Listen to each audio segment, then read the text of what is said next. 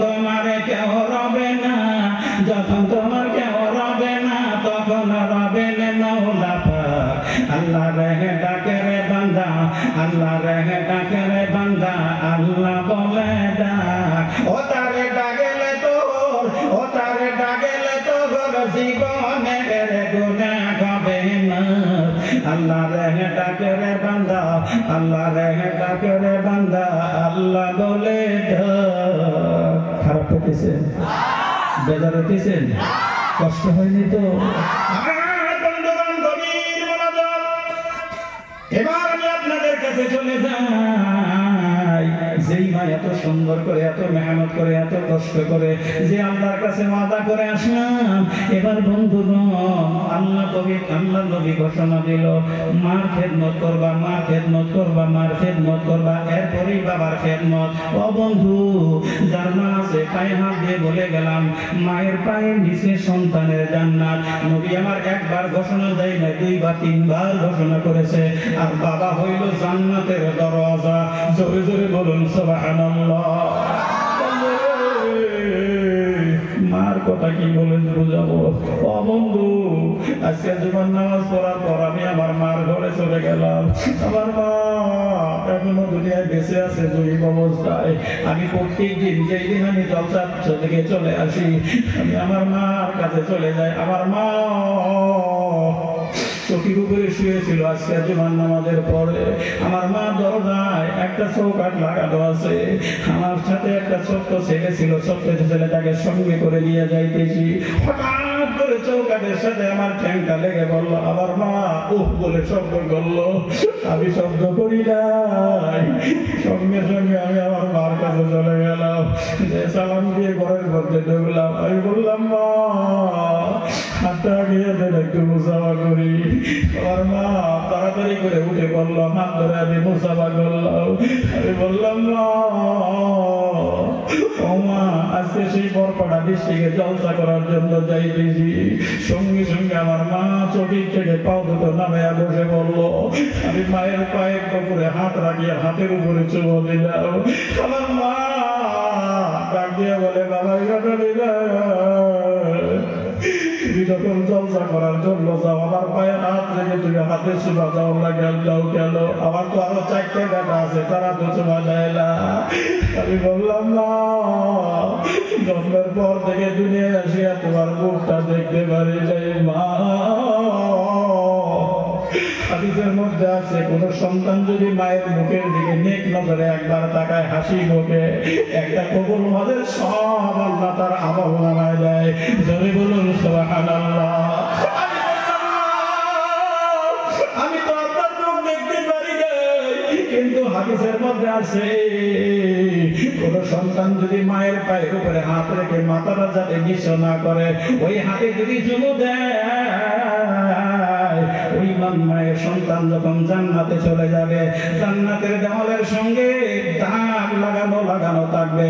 ফেরেশতাকে জিজ্ঞাসা করবে, ফেরেশতা বলো বলো, আমার জান্নাতের দেওয়ালের সঙ্গে দাগগুলো কিসের দেখা যায়? ফেরেশতা বলবে, আল্লাহর বান্দা, দুনিয়া থেকে তোমার মায়ের পায়ে হাত রেখে হাতে চুমু দিয়েছিল, ওই চুমুর দাগগুলো জান্নাতের দেওয়ালে লাগা আছে।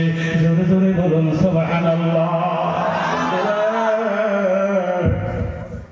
পায়ে ধরে বলে গেলাম, মাকে ডাক দিবেন। মা আপনার সম্পত্তি চায় না, মা আপনার কাছে খাবারও চায় না, শুধুমাত্র সকালবেলায় যদি কোনো জায়গায় যান, মার একটা ডাক দিবেন, মা। রাত্রের বেলায় যখন বাড়িতে আসবা, আসিয়া মার একটা ডাক দিয়ে 5 টাকার 12 ভাজা অথবা বুট পাপড় যেই হোক আনে দুনিয়া হাতে তুলে দাও। তোমার মাকে ডাক দিয়ে যখন হাতে তুলে দিবা, হাতের সাথে হাত লাগার সঙ্গে সঙ্গে জীবনের সগীরা গুনাহ আল্লাহ মাফ করে দিবে। জোরে বলুন সুবহানাল্লাহ।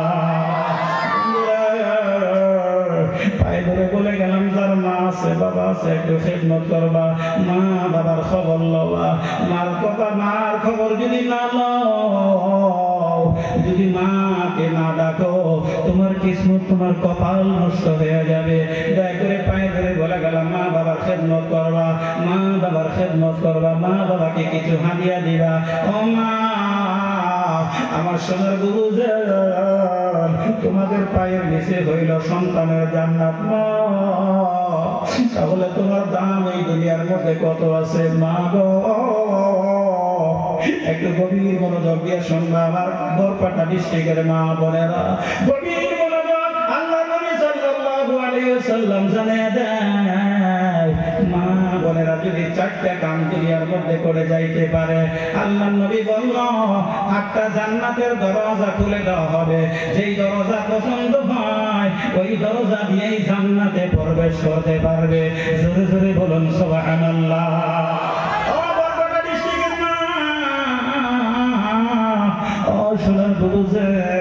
গভীর মনোযোগ দিয়ে শুনবা, চারটা কাম করবা। কেমন করে করা লাগবে সংকীর্ণ ভাবে বুঝাইয়া দেয়। 1 নাম্বার কামটা হইল মা নিজের লজ্জাস্থানকে হেফাজত করা লাগবে, সঠিক হেফাজত করবেন আর পর্দা করে চলবেন। 2 নম্বর কামটা হইল 5 ওয়াক্ত নামাজ। 3 নম্বর কামটা হইল রোজা রাখা লাগবে। 4 নম্বর কামটা হইল স্বামীর খেদমত করা লাগবে। স্বামীর বিনা ইজাজতে কোনো জায়গায় যাইতে পারবেন না। মা তোমার পায়ের নিচে তোমার সন্তানের জান্নাত। তোমার জান্নাত হইল স্বামীর সন্তুষ্টির মধ্যে। তুমি যদি তোমার স্বামীকে সন্তুষ্ট করে রাখতে পারো মা, তোমার জান্নাত হয়ে যাবে তোমার স্বামীর পায়ের তলায়। মা 1 নাম্বার যেটা বলছিলাম, সঠিক হেফাজত করবা, লজ্জাস্থানকে হেফাজত করবা, পর্দা করবা। আল্লাহ কোরআন শরীফের মধ্যে জানিয়ে দিয়েছে, ওয়াকারনা ফি বুয়ুতিকুন্না ওয়া লা তাবাররাজনা তাবাররুজাল জাহিলিয়াতিল উলা। মা পর্দা করা ফরজ, নামাজ পড়া ফরজ, কোরআন তেলাওয়াত করা ফরজ। মা গো নামাজ পড়ো, কোরআন তেলাওয়াত করো, পর্দা কেন করো না? আল্লাহ তো কোরআন শরীফের মধ্যে জানিয়ে দিয়েছে পর্দা করা লাগবে। গাউসের মতো চলবা না মা, সাবধানে চলিও না দিহি পর্দা রাখালে। বলেন সাবধানে চলিও না দিহি পর্দা রাখালে। নারী তোরে বিনয় করি ঘুরিও না পর্দা সারি। নারী তোরে বিনয় করি ঘুরিও না পর্দা সারি। কি জবাব দিবা তোমরা হাসরের তলে? সাবধানে চলিও না দিহি পর্দা রাখালে। পর্দা কেমন জিনিস একটু গভীর মনোযোগ দিয়ে শুনবেন। আল্লাহ যেইভাবে কোরআন শরীফের মধ্যে বলছেন, আল্লাহ নবীও যেইভাবে বলছেন, মাথার উপরে যখন চাদর দিবে না, যেই চাদরটা মাথার উপরে দিলে পুরা মাথাটা, বুকটা, গলাটা যেন ঢেকে যায়, এর নাম হইল পর্দা। এমন চাদর, বড় চাদর পরা লাগবে যেই চাদরটা পরলে আপনার মাথা, গলা, বুকটা যেন ঢেকে যায়। এমন বোরখাগুলা পরবা না, যেই বোরখাগুলা মোটা বোরখা হবে, ঢালা ঢোলা বোরখাগুলা পরবা। তুমি যখন মাথা, বুক, গলা ঢেকে যাবা, বোরখা পরে যখন ঢোলা বোরখা পরে রওনা হবা, তোমারে কেউ চিনবে না যে এটা শাহাবুদ্দিনের বিবি যাইতেছে, এটা কৃষ্ণকালীর বিবি যায়, এটা রাহুল হকের বিবি যায়। এর নাম হলো পর্দা। কেউ যেন দেখে চিনতে না পারে। মা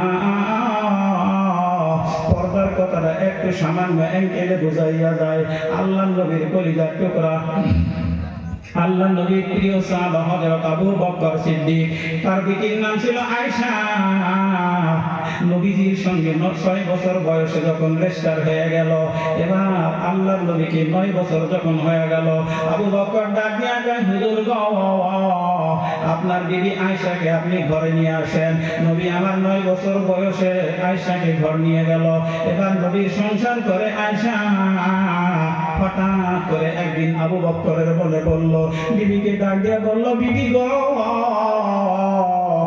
অনেকদিন হয় মেয়েটা করে যার টুকরাটারে নবীর সঙ্গে বিবাহ দিলাম, এখন আর আমার আব্বা আব্বা বলে ডাকে না, আমার যেন কেমন ভালো লাগে না। বিবির কাছে বলিয়া 1 পা 2 পা করে চলে গেল নবীজির বাড়ির সামনে। গেটে যাইয়া সালাম দেয়, আসসালামু আলাইকুম ইয়া আহলাল বাইত। ও মুসলমান যারা ধৈর্য ধরে বসে আছো, একটা কথা এই সময় আমার মনে পড়ে গেল। আজকে থেকে যখন তুমি বাড়ির গেটে ঢুকবা, গেটে ঢোকার আগেই তুমি সালাম দিবা, আসসালামু আলাইকুম ইয়া আহলাল বাইত। এই বলিয়া বাড়ির মধ্যে প্রবেশ করবা। তোমার বাড়ির মধ্যে শান্তি দিবে কে? আরো জোরে, আরো জোরে। আপনি যখন আসসালামু আলাইকুম ইয়া আহলাল বাইত বলিয়া বাড়িতে ঢুকবেন, আপনার বাড়িতে আল্লাহ শান্তি বর্ষণ করে দেবে। যাই হোক, ওই দিকে যাব না।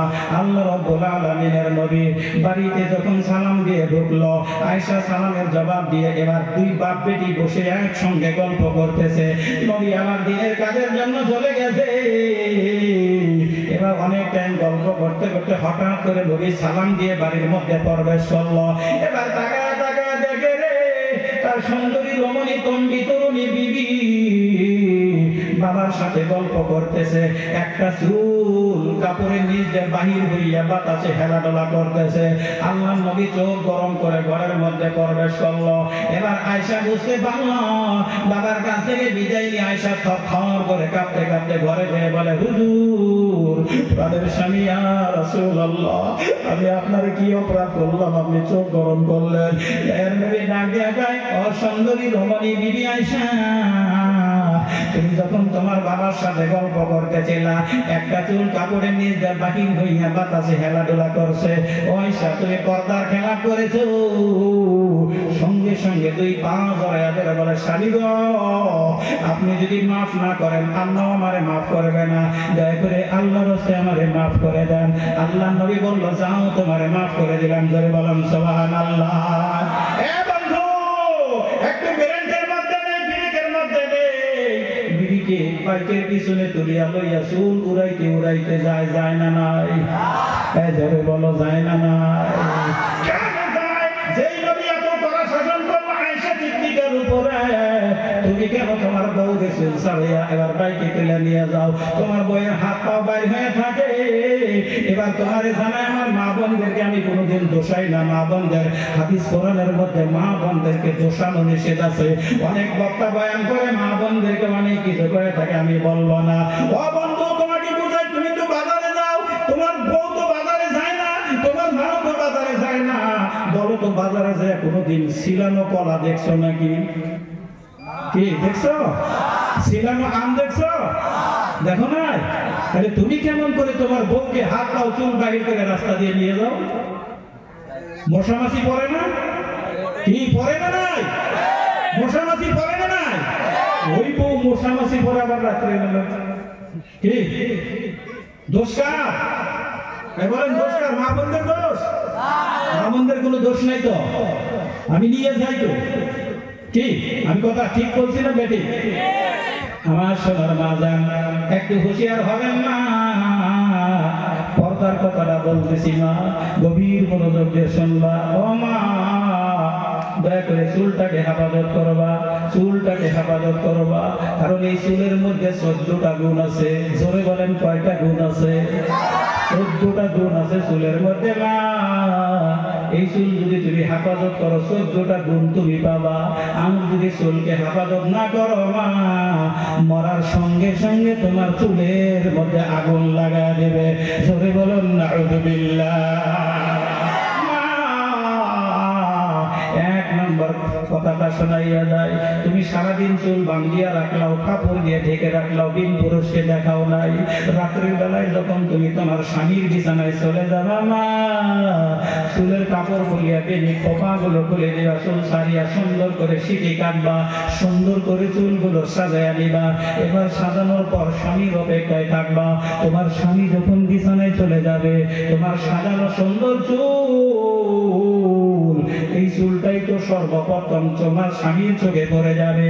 এবার বিছানায় যাইয়া তোমার স্বামী যখন চুলগুলো হাতে নিয়ে নাড়াচাড়া করবে, ডাক দিয়া বলবে, সুন্দরী গো, ও রহিমার মা, আল্লাহ তোমার চুলটা এত সুন্দর করে বানাইছে। ধরে বলুন সুবহানাল্লাহ। এই বলতে বলতে বলতে বলতে হঠাৎ করে মহব্বত করে যদি চুলের মধ্যে একটা চুমো লাগাইয়া দেয়, একটা সুন্নত জিন্দা হয়ে যাবে। জোরে বলুন সুবহানাল্লাহ। এক নম্বর শোনাইলাম, 2 নম্বরটা শোনাবো, আর টাইম হবে না। ও মা, মা বোনের আছে না? মা বোনের আছে না প্যান্ডেলে? মাশাআল্লাহ, জাযাকাল্লাহ। ও মা, একটু দিলের কানটা লাগায় শুনবেন, গভীর মনোযোগ দিবা। 2 নম্বর চুলের গুণটা শোনাইয়া যায়। মা গো, যেই মা চুল সারাদিন বান্ধিয়া রাখবে, খোপা বেনি বান্ধিয়া কাপড় দিয়ে টুপি দিয়ে ঢেকে ঢেকে রাখবে। আবার রাত্রি বেলায় স্বামীর বিছানা যায় যখন চুলগুলো সারিয়া সুন্দর করে সাজাইয়া বিছানায় চলে যাবে।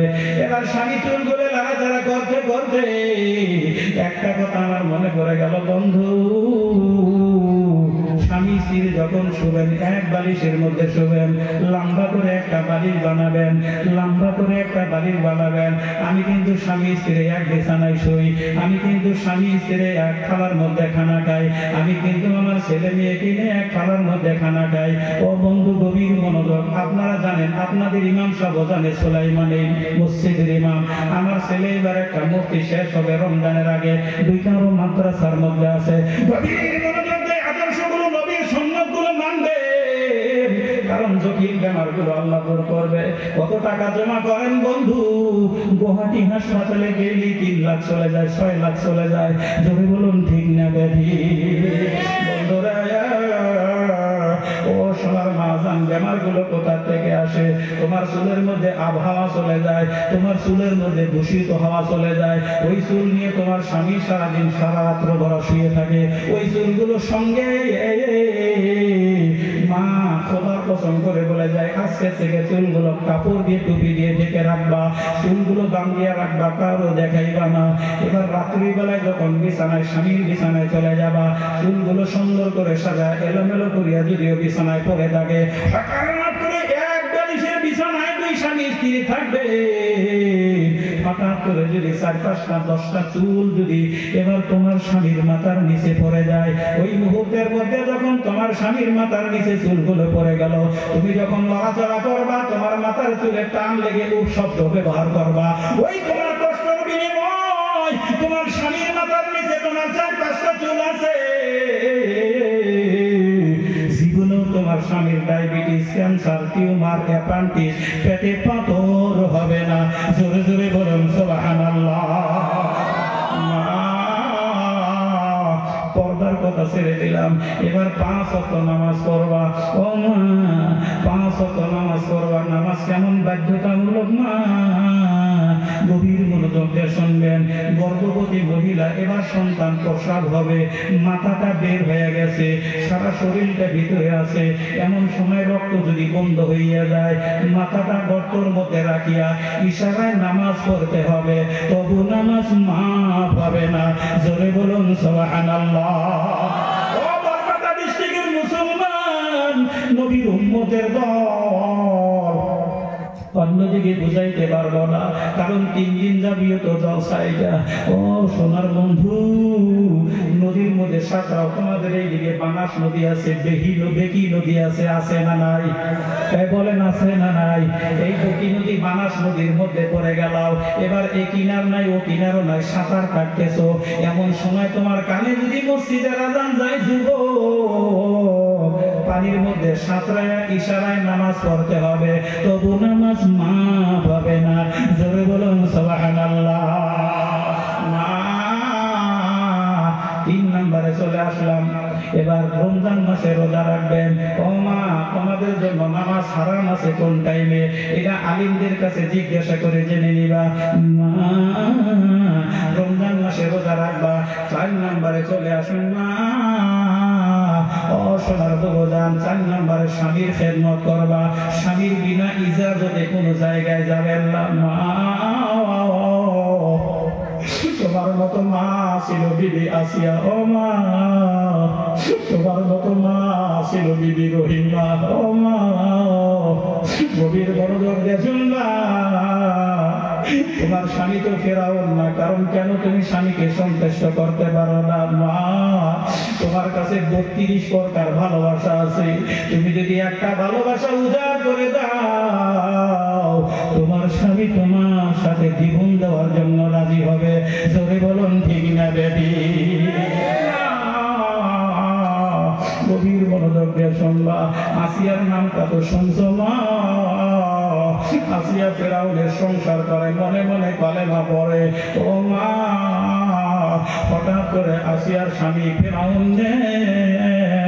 বড় একটা মিটিং এর মধ্যে চলে গেছে। এবার ফেরাউনের রাজা প্রজাগুলা খুব চালাক হয়ে গেছে, ডাকে বলে, ও হুজুর, আজকে মিটিং এর মধ্যে আপনার বিবি আসিয়াকে নিয়ে আসা লাগবে। এই জায়গায় আসিয়া আসিয়া যদি আপনার একবার খোদা বলে, আমরা সবাই আপনারে খোদা বলে স্বীকার করব। আসিয়া কি করল, এবার ফেরাউন কি করলো, বিপদে পড়ে গেল। আস্তে আস্তে বাজারে চলে গেল, মা সুন্দর একটা শাড়ি লইয়া এবার বাড়িতে চলে গেল। ডাক দিয়া বিবি আসিয়া, আসিয়ার কলিজা ঠান্ডা হয়ে গেছে, মনের মধ্যে আনন্দ পয়দা হইল। হায় রে ভাই, আমার স্বামী জীবনেও তো আমার এরকম করে ডাক দেয় না, কত সুন্দর করে আমার ডাক দিল। আসিয়া দৌড়িয়া মনের আনন্দে চলে আসে। আসিয়া সামনে হাজির প্রাণের স্বামী গো, কি বলতে চান বলেন? ও বিবি, তোমার জন্য এই যে শাড়ি নিয়ে আসে, শাড়িটা করো, তোমারে বেড়াইতে নিয়ে যাবো। ডাক দিয়ে বলে, প্রাণের স্বামী গো, কোন জায়গায় বেড়াইতে দিবেন, কি উদ্দেশ্য আমি জানতে চাই, কারণ অন্তরের খবর জানে কে? জোরে বলো, আরো জোরে বলো। আসিয়ার অন্তরের মধ্যে ভয় এসে গেছে। আসিয়া বলে, স্বামী গো, কোন জায়গায় বেড়াইতে নেবেন জানতে চাই। গোপনে কানের কাছে যে একবার বিবি গো, সুন্দর করে শাড়িটা পরো, তোমারে নিয়ে যাবো মিটিং এর মধ্যে, আস্তে করে খালি একবারে আমারে খোদা বলে ডাক দিবা। এই কথা শোনার সঙ্গে সঙ্গে বিবি আসিয়া কয়, জীবন দিতে পারি, কলেমা ছাড়তে রাজি না। এই বলার সঙ্গে সঙ্গে মা ফেরাউন দূর থেকে দৌড়ায় আসিয়া আসিয়ার কপালের মধ্যে এমন জোরে লাথি মেরে নিল, আসিয়া অনেক দূরে যে পড়ে গেল। আসিয়া গড়াগড়ি করে কান্দে, ডাকে বলে, ও আসিয়া রে, এখনো কলেমা ছেড়ে যে আমারে খোদা বলে স্বীকার কর। আসিয়া ডাক ডাকে, না না না, জীবন দিব, কলেমা ছাড়ব না। এই বলতে বলতে কিছু সময় পরে ডাক দিয়ে ফেরাউন বলল, আমার সাথী সঙ্গীরা রে, এই আসিয়াকে ধরো, আসিয়াকে ধরো। বন্ধু, ও সোনার, তুমিও তো মা, আমিও তো মায়ের সন্তান না গো। আসিয়াকে ধরাধরি করে নিয়ে একটা তক্তার উপরে শোয়া নিল। তক্তার উপরে শোয়া দুই হাতের মধ্যে পেরাক মেরে দিল, দুই পায়ের মধ্যে পেরাক মারল। আসিয়ারে জ্বালা যন্ত্রণা দেয়, তবু আসিয়া ডাক দিয়ে, আমি কলেমা ছাড়তে রাজি না। এমন শাস্তি দিতে দিতে অনেক লম্বা ঘটনা না, টকবক টকবক করতেছে। এবার কড়ার মধ্যে তেল দিয়ে গরম করে টকবক টকবক করে। ও আসিয়াকে ডাক দিয়ে বলে, আসিয়া বল বল বল বল, যদি কলেমা ছাড়ে না দিস, আমারে খোদা বলে না মানিস, এই তেলের মধ্যে ছেড়ে দিব। আসিয়া কয়, ফেরাউন রে, জীবনেও ছাড়ব না, জীবন চলে যাইতে পারে, কলেমা ছাড়তে পারি না। এই বলিয়া সঙ্গে সঙ্গে আসিয়াকে যখন ধরাধরি করে ওই গরম তেলের কড়ার মধ্যে ছেড়ে দিল, সাত কঙ্কাল হয়ে গেল। আসিয়া গরম তেলের মধ্যে পড়ে হাসে। হাদিসের মধ্যে আছে, আসিয়া গরম তেলের মধ্যে হাসে, কারণটা কি? জিবরাইলকে বলল, জিবরাইল যা যা, আসিয়ার সামনে জান্নাতটা তুলে ধর। আসিয়া জান্নাত দেখতে দেখতে দেখতে দেখতে মৃত্যু হয়ে গেল। ইন্না লিল্লাহি ওয়া ইন্না ইলাইহি রাজিউন। মারে ও মা, এই জন্য বললাম তোমার স্বামীকে ফেরাউন না, মা স্বামীর খেদমত করবা। তুমি কেমন মা? আল্লাহর নবীর কলিজার টুকরা খাতুনে জান্নাত ফাতেমা রাদিয়াল্লাহু তাআলা আনহা, ও মা, জান্নাতি নারীদের সর্দার। এই ফাতেমা হঠাৎ করে আলী, তার স্বামীর নাম, আলীর ঘরে যায়, যে দেখে তার পরের স্বামী বিছানায় শুয়ে আছে, মাথার নিচে একটা পাথর দিয়ে আছে, বালিশ তোলাই। এবার ফাতেমা কান্দে, পাথরকে ডাক দিয়ে বলে, ও পাথর, তুমি আমার স্বামীকে কি সান্ত্বনা দিবা? পাথরকে দূরে সরাইয়া দিল। স্বামীর মাথা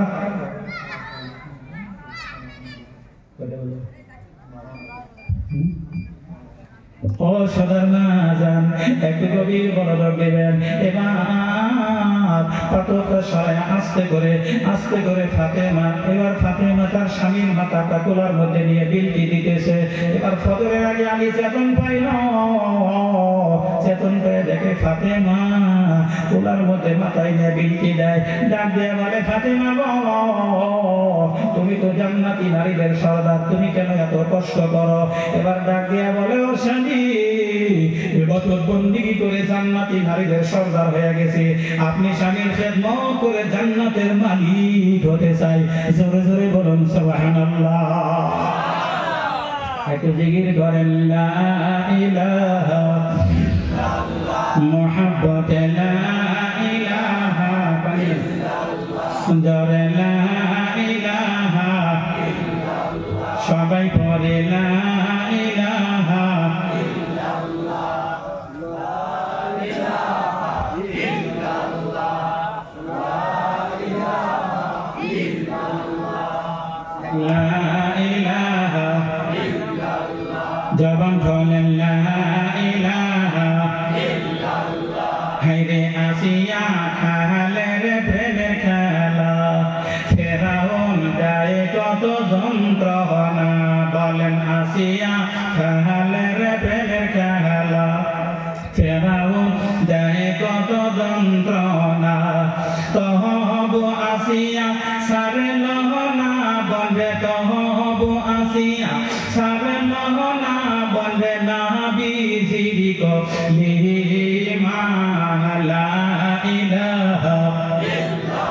হায়রে খাদিজা খালের প্রেমে খেলা, নবীর প্রেমে দিওয়ানা, বল খাদিজা খালের প্রেমে খেলা, নবীর প্রেমে দিওয়ানা, জীবন যৌবন সব কিছু দিয়া, নিজের জানমাল সব কিছু দিয়া, পরে লবানা বিজির কলিমা লা ইলাহা ইল্লাল্লাহ মুহাম্মাদুর রাসূলুল্লাহ সাল্লাল্লাহু আলাইহি ওয়াসাল্লাম। ও সোনার মা জান, আমার বুবুজান, তোমার পায়ের নিচে সন্তানের জান্নাত, তোমার জান্নাত তোমার স্বামীর পায়ের নিচে স্বামীর সন্তুষ্টর মধ্যে।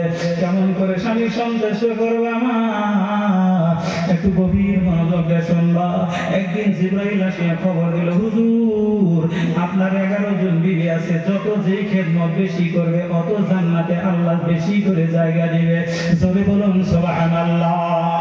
11 জন বিবিকে ডাক দিয়া বলল, গোল করে বসে নবী আমার ডাক দিয়ে বলতেছে, উম্মে আইমান, সাউদা, উম্মে হাবিবা, জয়নব, একটা একটা করে ডাক দিয়ে কামগুলো ভাগ করে বন্টন করে দিল। বাম দিকে তাকায় দেখা তার তঙ্গি ধরনী সুন্দরী রমণী বিবি আয়েশা মুখটা মলিন করে বসে আছে। আল্লাহর নবী ডাক দিয়ে, সুন্দরী বিবি গো, তুমি কেন মুখটা মলিন করে বসে আছো জানতে চাই। আয়েশা ডাক দিয়া বলে, হুজুর আপনি যে খেদমত দিবেন, কামটা দিবেন, আমি নিব না, চেয়ে নিব। বলে কি চাও? গোসলের খেদমত চাই। আল্লাহ নবী বলল, কি জন্য গোসলের খেদমত চাও? ডাক দিয়া বলে, স্বামী গো, আপনি যখন গোসল করেন শরীর দিয়ে পানিগুলো বেয়ে বেয়ে যায়, চিকনিক চিকনিক করে, পানিগুলো দোভাগ হইয়া মাটির নিচে চলে যায়। নবী ডাক দিয়া বলে, বিবি তুমি জানো না কি আর খবর, কারণটা কি? ডাক দিয়া বলে, জানি না, দেখেই তো গোসলের খেদমত চাই।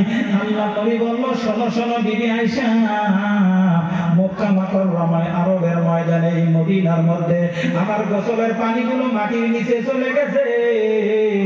কিয়ামতের আগ পর্যন্ত খনিজ হীরা, কাঞ্চন, মানিক, সোনা, রূপা এবং ডিজেল অর্থের যত খনিজ জিনিস আছে, কিয়ামত পর্যন্ত কোনো জিনিসেরই অভাব হবে না।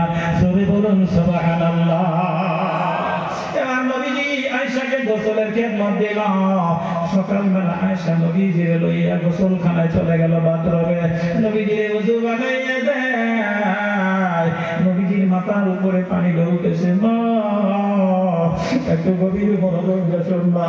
নবীজির মাথায় যখন পানি ঢাললো, হঠাৎ করে নবী আবার ডাক দিয়ে বলল, বিবি গো, আমার পিছনে একটু জ্বলিয়ে যাও, পিছন দিকে যে একটু পানি দিয়ে মালিশ করো। এবার তার বিবি পিছন দিকে গেল, নবীজি মাথাটা একটু নিচু করছে। আয়েশা নবীজির পিছনে যাইয়া পিঠের দাগ, পিঠের মধ্যে যখন পানি দিয়ে মালিশ করে, আয়েশা দুই চোখের পানি ফেলে দিয়ে কান্দে। নবীকে ডাক দিয়ে বললে, ও প্রাণের স্বামী গো, আপনার পিঠের মধ্যে কিসের দাগগুলো কালো কালো দেখা যায়? আল্লাহ নবী দরদর করে চোখের পানি জ্বালল। নবী আমার ডাক দিয়ে বলে আয়েশা এটা দুঃখের দিনের কথা, তুমি আমার সুখের বিবি, খাদিজা ছিল আমার দুঃখের বিবি। ও আয়েশা আমি যখন তাইফের বাজারে গিয়েছিলাম, আমি যখন তাইফে গেলাম আয়েশা, মক্কাতে কেউ কলেমার দাওয়াত দেয় না। আমি যাইদকে সঙ্গে লইয়া যখন তাইফের ময়দানে গেলাম, তাইফবাসী যুবকগুলো আমারে পাথর দিয়ে ঢেলাইছিল। ও বন্ধু, সর্বপ্রথম যেই যুবকটা পাথর মেরেছিল নবীকে, 5 ওজনের 100 কেজি ওজনের একটা পাথর যে সর্বপ্রথম নবীর গালের দুই আঙ্গুল নিচে ভেঙে পড়ল। নবী আমার গান ধরে শুয়ে পড়ল, বৃষ্টির মতো পাথর পড়া শুরু হয়ে গেল। একটা দুইটা নয়, বেলা 10টা থেকে আসরের নামাজ পর্যন্ত নবীকে এইভাবে ঢেলায়। ও বন্ধু, হঠাৎ করে যায়েদ ডাক দিয়ে বলল, সাথীরা তোমরা যে একে ঢেলাও, এত মা নাই বাবাও নাই, 6 বছর বয়স, সে তার বাবা মরে গেছে, মা মরে গেছে, মায়ের গর্ভে থাকতেই তার বাবা চলে গেছে।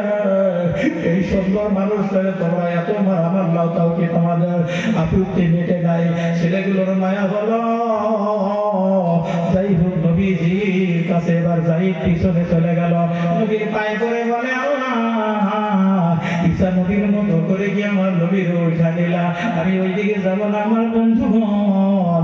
এবার আয়েশা সিদ্দিকা যখন এবার পিছন দিকে চলে আসলো, এবার পিছন দিকে আসিয়া যখন বলতেছে, নবীজি মাথাটা উঁচু করছে, সঙ্গে সঙ্গে আয়েশা সিদ্দিকা এবার মাথার উপরে পানি ঢেলে নবীর খেদমত করে। আয়েশা সিদ্দিকা নবীজিকে খেদমত করতে যাইয়া নিজের কথা বলে গেছে, দুনিয়ার খেয়াল নাই, কলিজায় আনন্দ পাইতেছে। নবীর শরীরে হাত লাগায়, নবীর শরীরে হাত লাগায়, আয়েশার মনে আনন্দ হয়। বন্ধু, হঠাৎ করে নবীজি পানির মধ্যে তাকায় দেখে, পানির মধ্যে লাল রঙের কি যেন দেখা যায়। এই দেখিয়া নবী আমার ডাক দিয়ে বিদিকে, ও আয়েশা, পানির মধ্যে লাল রঙের কি দেখা যায়? এবার আয়েশা কথা কইলা, আমার নবী ডাক দিয়ে বলল, পানির মধ্যে লাল রঙের কি যায়? তবু আয়েশা কথা কয় না। 3 বারের বেলায় নবীজি আয়েশার মুখের দিকে ডান দিকে তাকায়া দেখে, আয়েশার গালের গোস্তগুলো থরথর করে কাঁপতেছে, চোখের পানিগুলো দরদর করে পড়তেছে। আল্লাহ নবী বলে, তুমি কান্দো কেন? আয়েশা তবুও কথা কয় না। নবী আমার ভিজা কাপড়ে দাঁড়ায় গেল, খাড়া হয়ে গেল। আয়েশাকে বলে, বলো বলো আয়েশা, তুমি কান্দো কেন জানতে চাই। আয়েশা ডাক দিয়ে, হুজুর তাদের স্বামী গো, আপনাকে গোসল করাইতে যাইয়া জলচকির পায়ের নিচে বুঝি 2টা আঙ্গুল পেটে রক্ত বেরিয়ে যায়। তবে আমার ডাক দিয়া বলে, বিবি গো, অসুন্দরী তঙ্গি তরুণী রমণী বিবি, তোমার পা পেটে গেছে, নখ পেটে গেছে, তুমি কেন আমারে বললা না? আমি উঠিয়া তোমার ব্যান্ডেজ লাগাইয়া দিতাম, পায়ে মালিশ করে দিতাম।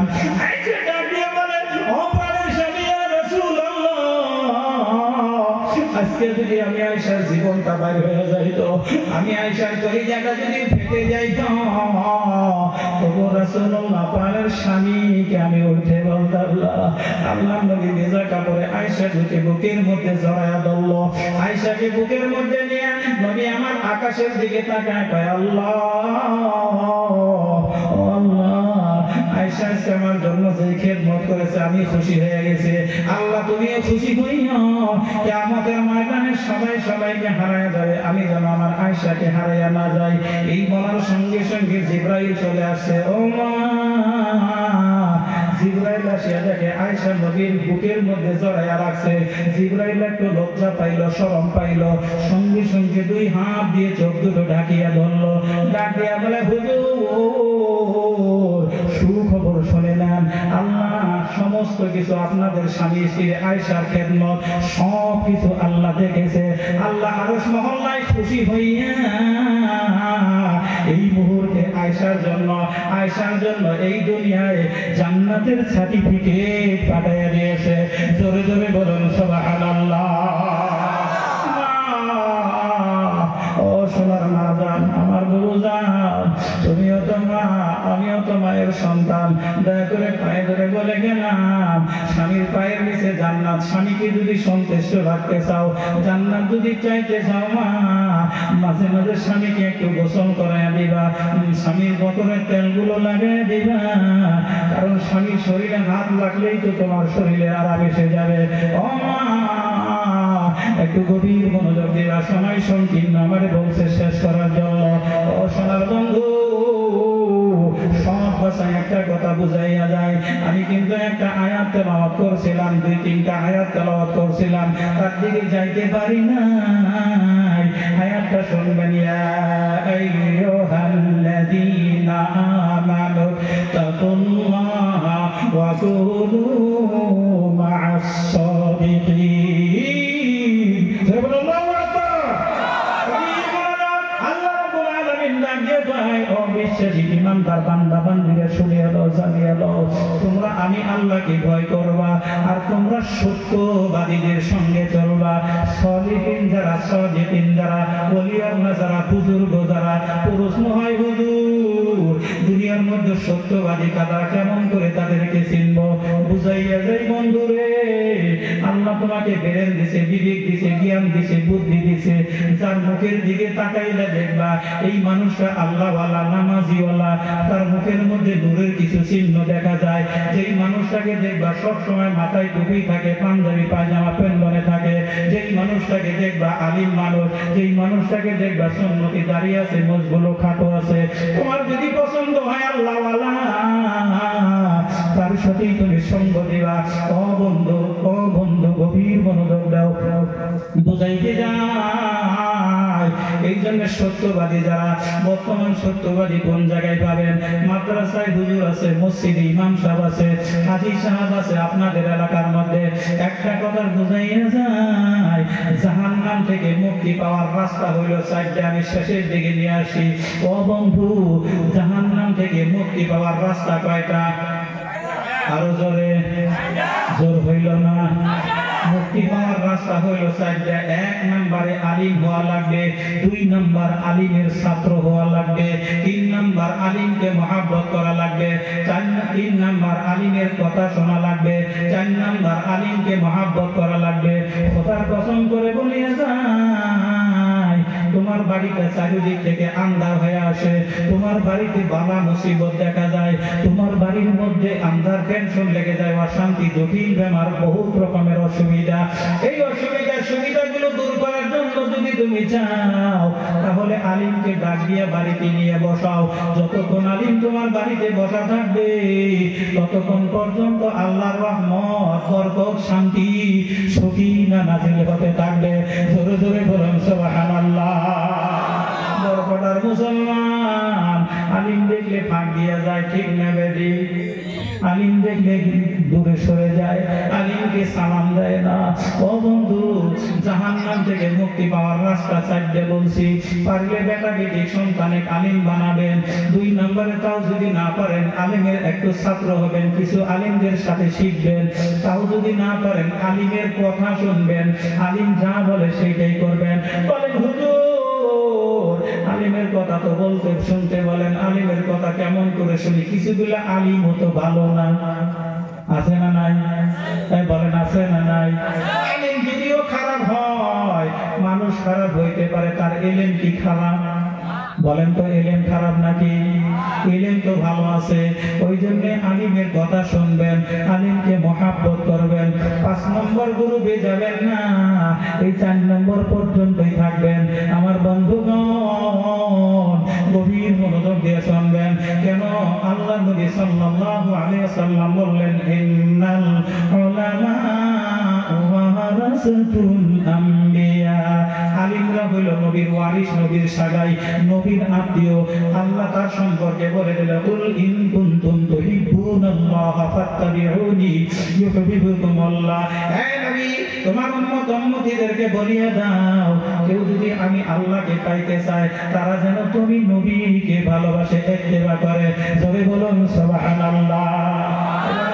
আলিমের কথা নিয়ে চলবেন, নবীর কথা হবে, নবীর কথা হলে আল্লাহর সঙ্গে কথা হয়ে যাবে। জোরে জোরে বলুন সুবহানাল্লাহ। আর একটা কথা সংকীর্ণ বুঝাইয়া যায় বন্ধু, হাদিস থেকে তেলাওয়াত করছিলাম, খায়রুকুম মান তাআল্লামাল কুরআনা ওয়া আল্লামা। খায়র মানে ভালো, মান তাআল্লামাল কুরআনা যারা কোরআনের তালিম দেয়, মান তাআল্লামাল কুরআনা ওয়া আল্লামা আর যারা ওই কথাগুলো শেখে। একটা কথা বুঝবেন, যারা কোরআন শিখায়, যারা কোরআন শিখে, যারা শিক্ষা দেয় আর যারা শেখে, এর সাথে দুনিয়ার মধ্যে দামি মানুষ আর কেউ নাই। জোরে বলুন সুবহানাল্লাহ। এই ঘটনা বুঝাইতে গেলে অনেক টাইম পার হয়ে যাব। আল্লাহ যদি কোনবা দিন সময় দেয় আপনাদের এই জায়গায় আসিয়া শোনাইয়া যাব। এবার একটা কথা খেয়াল করবেন, সংকীর্ণ ভাষায় বুঝাইয়া যায়। বন্ধু, আব্দুল মানসারি নামের একটা সাহাবী ছিল, আপনারা জানেন। বহুত লম্বা ঘটনা, শেষের টুকু শোনাইয়া যায়।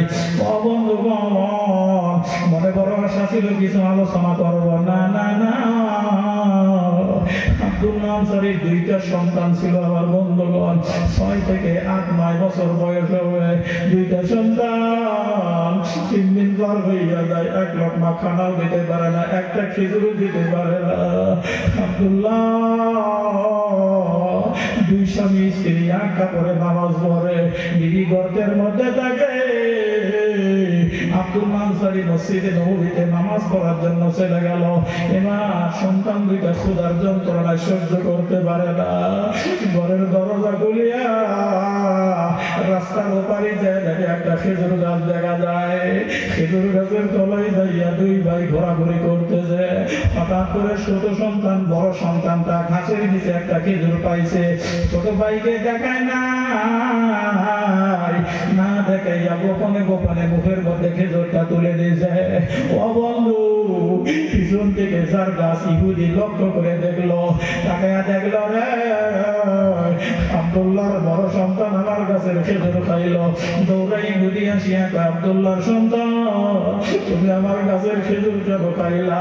কথা বলে না সন্তান। ইহুদি এবার তাকে 2 হাত ধরে ওই খেজুর গাছের সাথে লইয়া 2 হাত মরণ দিয়া বান্ধিয়া ফেললো। ও বন্ধু, কিসের মায়া কাগজ দিয়া?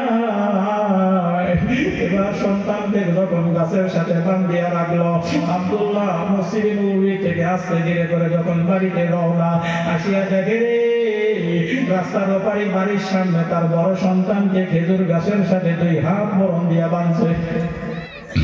আব্দুল্লাহ কান্দে, পিছন থেকে ইহুদি আসিয়া কয়, আব্দুল্লাহ রে, তোমার সন্তান আমার গাছের খেজুর খাইলো, তাড়াতাড়ি আমার ফেরত দাও। ডাকিয়া কয়, ও ইহুদি ভাই, একটার বদলে 10টা দিব। বলে, না না না, আমার যেই গাছের খেজুর খাইছে সেই খেজুর আমাকে ফেরত দেওয়া লাগবে। ইহুদির কথা শুনে আব্দুল্লাহ 1 পা 2 পা করে সন্তানের কাছে চলে গেল। ও বন্ধু, সন্তানের মুখের মধ্যে যখন 2টা আঙ্গুল ঢুকাইয়া দিয়েছে, তাকে দেখে খুঁজে দেখে একটা খেজুরের চোষাও তার মুখের মধ্যে নাই। পিছন থেকে ইহুদি ডাক দিয়া কয়, তাড়াতাড়ি আমার খেজুর ফেরত দাও। আব্দুল্লাহ 4টা আঙ্গুল তার সন্তানের মুখে ঢুকায়, তবু খেজুর পায় না। পিছন থেকে ইহুদি ডাক দিয়া কয়, তাড়াতাড়ি খেজুর ফেরত দাও। এবার আব্দুল্লাহ জোর করে পুরা হাতটা যখন গলার মধ্যে ঢুকাইতে যায়, গলা দিয়ে ফিঙ্কি দিয়ে রক্ত বের হইয়া যায়। আব্দুল্লাহ সন্তানের বুক বেয়ে বেয়ে রক্ত ভেসে যায়। ইহুদি পিছন থেকে তাকায় তাকায় দেখে আব্দুল্লাহ বিবি গর্তের মধ্যে আছে, বেহুশ হইয়া যায়, চিৎকার চলিয়া জোর করে যখন গলার মধ্যে হাত ঢুকাইতে যায়, আব্দুল্লাহর সন্তান চিৎকার দিয়ে আব্বা বলে একটা চিৎকার দিয়ে চোখ ফেলতে দিয়েছি, শ্বাস নিতে পারে না। আব্দুল্লাহ গলা থেকে হাত বের করে দিল, ফিঙ্কি দিয়ে রক্তগুলো পরে পরে যাইতে যায়, চোখ উল্টে দিছে। আব্দুল্লাহ কান্দে। হঠাৎ করে নবী আবার চলে আসলো, ওই রাস্তা দিয়া যায়। নবী কাছে বিস্তারিত ঘটনা যখন জানাইয়া দিল, দয়ার নবী মসজিদে নববীর বারান্দায় বসে বসে কান্দে। আবু বকর জিজ্ঞাসা করলো, হুজুর আপনি কান্দেন কেন জানতে চাই? নবী আমার কথা কয় না। আবু বকর চলে গেল। ওমর আসিয়া জিজ্ঞাসা করলো, ওগো নবী কথা কয়লা? উসমান যখন চলে আসলো, হুজুর আমি তো আপনার 2 মিনিটে বিবাহ করেছি জিন্নরাইন। ও হুজুর আমার সহ্য হয় না, বলেন আপনারে কে কষ্ট দিল? ও হুজুর একটু আমার কাছে বলেন না। আমার নবী আমার ডাক দিয়ে উসমান তুই তো আমার চোখের পানি মোচন করতে পারবি, যা যা যা ওই যে আব্দুল্লাহর বাড়ির সামনে আব্দুল্লাহ সন্তান বান্দা আছে খেজুর গাছে, ওই খেজুর গাছটা কিনে যদি আমার দলিল এনে দিতে পারো রে, আমি নবীজির চোখের পানি মোচন হয়ে যাবে। তোরে আব্দুল্লাহর সাথে থেকে বাড়ছে। উসমান চলে গেল, ইহুদিকে ডাক দিয়ে বলল, ইহুদি ভাই খেজুর গাছটা বিক্রি দাও। বলে না না না, এটা আমার বাড়ির সামনে সবাই ভালো দেখা যায়, আমি বিক্রি করবো না। বলে তুমি যা চাইবে আমি তোমার তাই দিব। ইহুদি শুধু ডাক দিয়ে কয়, উসমান আসওয়াদ নামক খেজুর ধরে 1000টা খেজুর গাছের বাগান আছে, ওই বাগান যদি আমাকে দলিল দাও, একটা গাছের দলিল আমি তোমার দিয়ে দেব। 1000 দলিল দিল, একটা গাছের দলিল হাতে নিয়ে উসমান ডাক দিয়া কয়, ইহুদি রে আজকে যদি আমি উসমানের জীবনটা চাইতি তাও দিতাম। ও ইহুদি আমার ছেলে মেয়ে বিবি বান বাচ্চাকে চাইলে তাও দিতাম, আমার সমস্ত সম্পত্তি যদি চাইতি রে সব কিছু করে দিয়ে দিতাম, তবু আমার নবীর চোখের পানি মোচন করতাম। এই বলিয়া উসমান নবীর কাছে দলিল নিয়ে হাজির হয়ে গেল। নবীজির চোখের পানি মোচন হইয়া যায়, সঙ্গে সঙ্গে জিবরাইল চলে আসলো। আসিয়া বলে, হুজুর উসমান আজকে আপনার জন্য যে কাজ করেছে আল্লাহ খুশি হইয়া উসমানের কপালে জান্নাতের সার্টিফিকেট দিয়ে দিয়েছে। জোরে জোরে বলুন সুবহানাল্লাহ। অনেক কথা শোনাইলাম আমার বন্ধুগণ, টাইম সংকীর্ণ, একটার আগেই শেষ করতে হবে।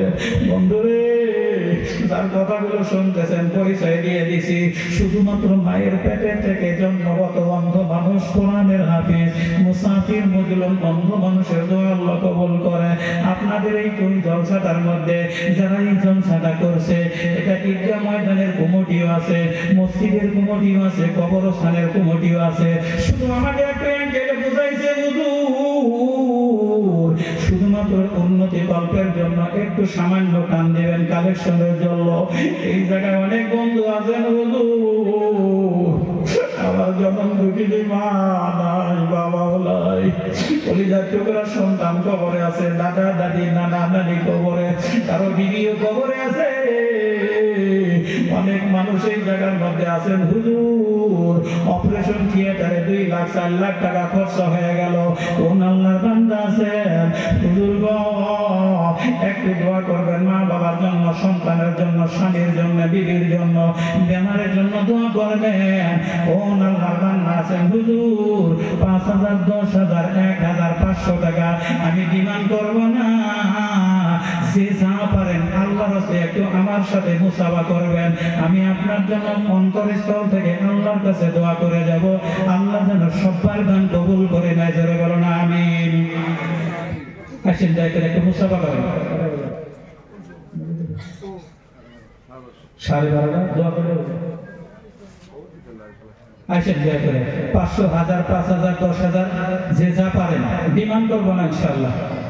আসেন আল্লাহর রাস্তায় একটু জিকির করে লা ইলাহা জারে লা ইলাহা। আসেন দয়া করে লা ইলাহা, সবাই পড়ে লা ইলাহা জারে লা। সবাই করে বাবা নিচে দিকে খাবো না, হ্যাঁ নিচে দিকে বলো না।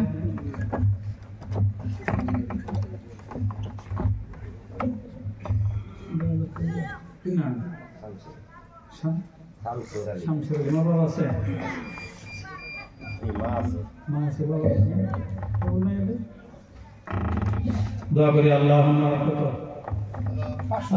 আমিন। শামসের আলী আল্লাহ নগদ 500 টাকা দান করছে। আল্লাহ মা বাবার মধ্যে থেকে একজন বিদায় দিয়ে কবরে গেছে। আল্লাহ তার কবর জান্নাতের বড়ল বলায়। আল্লাহ আমার বড় ভাই শামসের আলীর মনে রাজা পুরো করিও, জাহিরি গোপনে বাতিল অসুখ ব্যাপার আজার থাকলে দূর করে দিও। আল্লাহ জীবনে একটা বার মক্কা মদিনায় নবীজির কবর জিয়ারত করা তৌফিক দিও। বাড়িটার মধ্যে রহমত বরকত নসিব করে দিও। ছেলে মেয়ে দিয়ে করি যা ঠান্ডা বানায়। আমিন। নারায়ে তাকবীর। জনাব শামসের আলী 500 টাকা নগদ দানকারী কি জানেন নাম কি? খুশি বালাক্তারি মসজিদ কি? নারায়ে তাকবীর। আসেন দয়া করে 500 টাকা, 1000 টাকা, 5000, 10000 যে যা পারেন আল্লাহর রাস্তে একটু দিয়ে যাবেন। নামগুলো বলবেন, আমি আপনার জন্য দোয়া করে যাব। আজকের দানগুলো আল্লাহ অবশ্যই কবুল করবে। সবাই বলুন আমিন।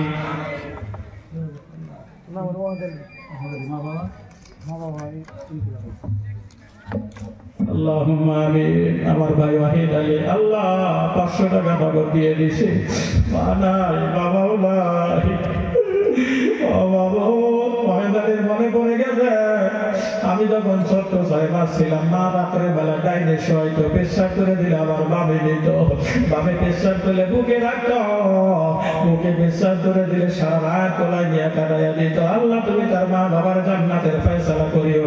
মাবুদ ওয়াহিদ আলীকে জীবনে একবার হজ করার তৌফিক দিও। স্বামী স্ত্রীর মধ্যে গভীর ভালোবাসা বানাইয়া ছেলে মেয়ে দিয়ে কলিজা ঠান্ডা মানে রোগ ব্যাধিগুলো দূর করে দিও। আমিন। নারায়ে তাকবীর। ওয়াহিদ আলী 500 টাকা নগদ দানকারী কি? কেউটকুশি বালাক্তারি মসজিদ কি? সর্বনাশী কেউটকুশিটাই আমার মসজিদে আছে, এত কঠিন হয়ে গেছে। আসেন স্যার, বেশি যদি না পারেন 500 করে টাকা দিয়ে যাবেন ইনশাআল্লাহ। আমাকে তো আপনারা কোনোদিন দেখেন নাই, না দেখছিলেন? আমার তো কোনোদিন দেখেন নাই, আজকে দেখছেন না? আমি তো এখনো আপনাদেরকে দেখতে পারলাম না। দয়া করে 500 করে টাকা কিসের? মসজিদের জন্য, মসজিদের উন্নতি করবে। 500, 1000, 2000, 5000, 10000 যা পারেন একটু কষ্ট করে দিয়ে যাবেন ইনশাআল্লাহ। আসেন, অনেক রাত হয়ে গেছে, গতকালকেও জলসা চলবে। আমার মা বোনেরা আপনারাও প্যান্ডেলের ভিতরে আছেন, দয়া করে 500 টাকা, 1000 টাকা, 200, 100 টাকা আমার ঘরের চাদর রুমাল পাঠিয়ে দিলাম, দয়া করে এই রুমালের মধ্যে দিয়ে দিবেন। হ্যাঁ, রুমাল নিয়ে যান, আমার রুমালটা নিয়ে যান।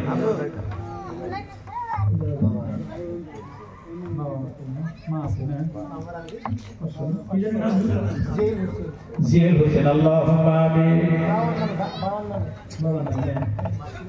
জিয়াল হোসেন 500 টাকা দান করে দিয়েছে। আল্লাহ তার বাবা নাই, আল্লাহ তুমি তার বাবার কবরটা জান্নাতের বাগান বানায়। বাবা কবর জান্নাতের ফয়সালা করিও। মা গড়ে আছে, জান্নাত আছে, আল্লাহ তুমি তার মাকে খেদমত করার তৌফিক দিও। আমার মজুরিয়ালকে একবার জীবনে হজ করার তৌফিক দিও। টাকার অভাবে যদি যাইতে না পারে একদিন ঘুমের ঘরে নবীজির বিছানায় স্বপ্নে দেখাইও। স্বামী স্ত্রীর মধ্যে গভীর ভালোবাসা বানায় দিও। আমিন। নারায়ে তাকবীর। জুয়েল 500 টাকা নগদ দানকারী কি? কেউটকুশি